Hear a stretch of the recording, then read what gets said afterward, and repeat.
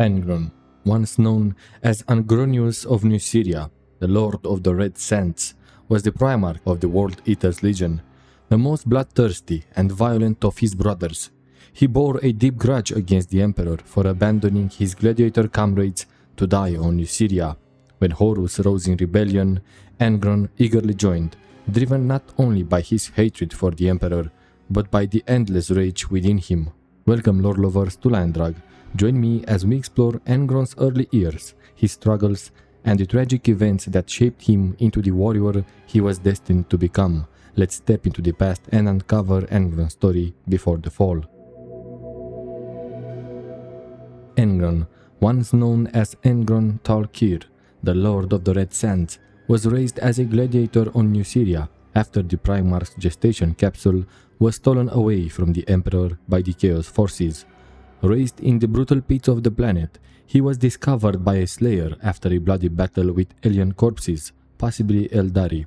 Wounded and enslaved, he was sold to House Talkir and forced into combat, where he quickly gained renown as a fighter. In the gladiatorial arenas, Angron rose to prominence, killing many but sparing those who fought valiantly.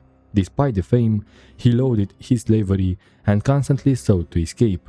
Mentored by Eunomos, an older gladiator, the two became a fearsome pair, eventually defeating cybernetically enhanced Angron in battle. However, the High Riders, the ruling elite, forced Angron to fight Eunomos in a duel.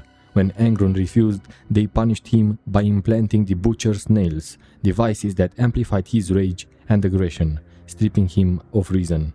In a berserk frenzy, Angron killed Eunomos, an act that drove him into deep despair. Swearing vengeance on his captors, he vowed one day to escape and make them pay. Angron's fame spread rapidly across New Syria, and under his leadership, the gladiators of his arena became unmatched.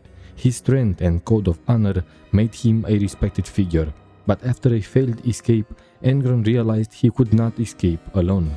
When the largest death games were announced, he saw an opportunity. During the combat, Angron and his gladiators turned on their captors, cutting down the guards and escaping into the streets of Deshea, then fleeing into the mountains. For years, the rebels, known as the Eaters of Cities, fought back against New Syria's forces under Angron's leadership. Despite suffering heavy losses, they held their ground until they were eventually surrounded on Desh Elika Ridge by 7 New Syrian armies. At this moment, the Emperor arrived, having secretly observed his son's rise.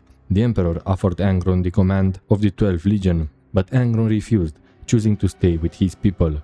Seeing his son's determination but recognizing his imminent death, the Emperor forcibly teleported Angron from the battlefield. Angron watched helplessly as his followers were slaughtered in his absence. In a rage, he attacked a custodian, but the Emperor subdued him with his psychic power, breaking the Primarch's spirit. Angron's rage only deepened after the Emperor's intervention, questioning why his father had not saved his comrades. The Emperor dismissed his anger, explaining that his vision for humanity was far greater than the fate of a few slaves on a backwater world. Angron, however, felt betrayed and believed that he was meant to die with his people. The Emperor's cold response that a ghost would suffice for what he had planned left a wound in Angron's soul that would never heal. In the aftermath of the battle, Angron's fury turned inward. When he was brought aboard the Warhound's flagship, he reacted with violent rage, slaughtering any who approached him. It took Captain Khorne and the 8th Assault Company, who, despite near death, stood his ground and convinced Angron of the Legion's worth. Through Khorne's effort, Angron accepted his role as the leader of the Warhounds, renaming the World Eaters in honor of his past and the gladiators who had fought under his command. Soon after, Angron's thirst for battle influenced the Legion's tactics, becoming as brutal and bloodthirsty as he was. But the Emperor's secret regarding Angron's condition weighed heavily. The Butcher's nails implants that had been driven into Angron's skull altered his brain's functions. These devices heightened his aggression, stripping him of any emotional responses other than rage. Unfortunately, removing them would mean his death, and they slowly deteriorated his mental faculties. When the truth of Angron's condition was discovered, the Emperor kept it hidden to avoid destroying the morale of the Warhounds. Angron's neurophysiology was compromised beyond repair, but he remained a Primarch, capable of leading his legion into battle. The Emperor, despite the cost, returned Angron to his legion, believing he could still serve his purpose. This decision, like many others, would prove to be a grave mistake in the Emperor's quest for the galaxy's unification. If you are enjoying this deep dive into Angron's story, don't forget to like and subscribe to Liandrug. Your support helps the channel grow and allows me to bring you even more epic lore content. Hit that subscribe button and stay tuned for more. Upon his return to the Great Crusade, Angron took charge of the Warhounds with unrestrained vigor on their garrison world of Bod. Rather than being guided by another Primarch or his gene father, the Emperor, Angron was granted full autonomy to reform his legion. His reign brought immediate, brutal changes to the 12th Legion, with training now measured only by the harshest of trials. Combat was the sole judge of a warrior's worth. Discipline shifted from traditional methods to violent tests, including gladiatorial battles, blood-filled training exercises, and live rounds. The Legion's new training grounds were brutal, and those who failed to endure the first trials did not live to try again.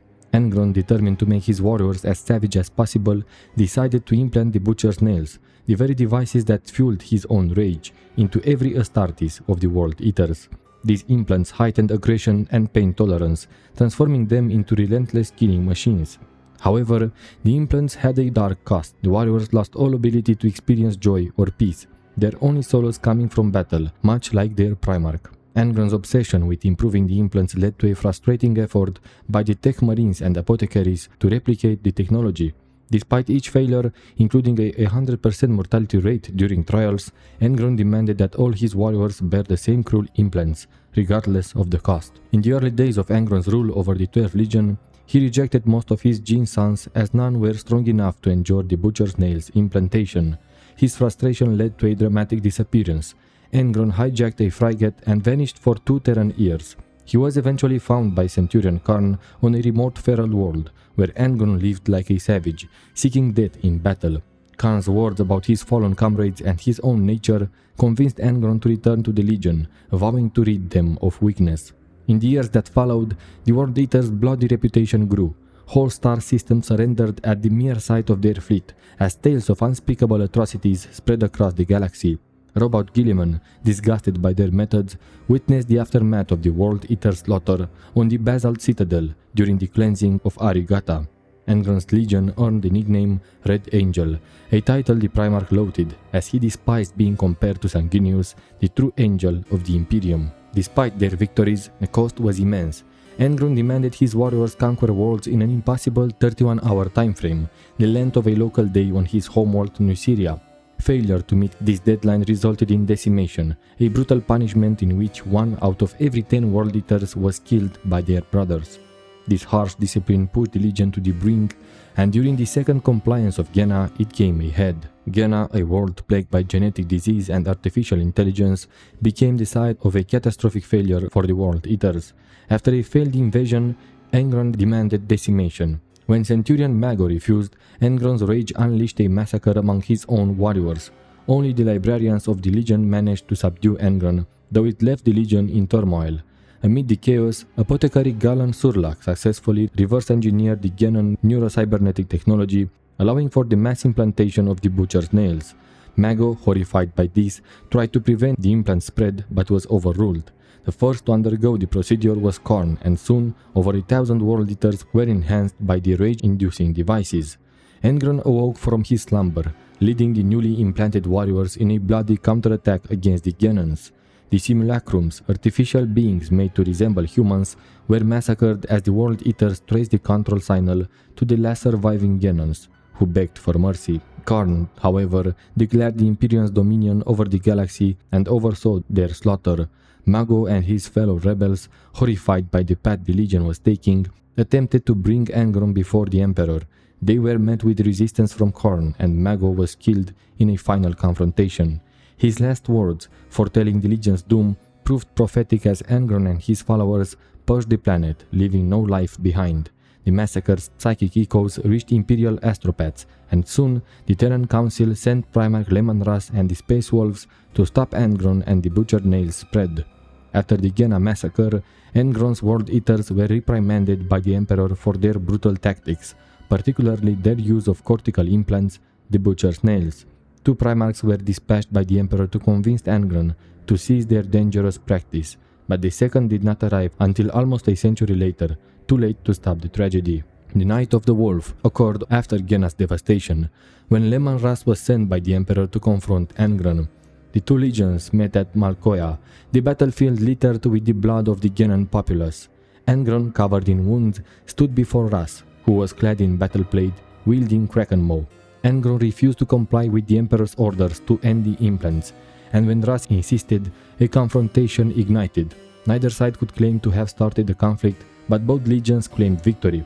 Ultimately, Angron's refusal to end the Butcher's Nails meant the World Eaters remained violent, their brutal rituals growing in importance.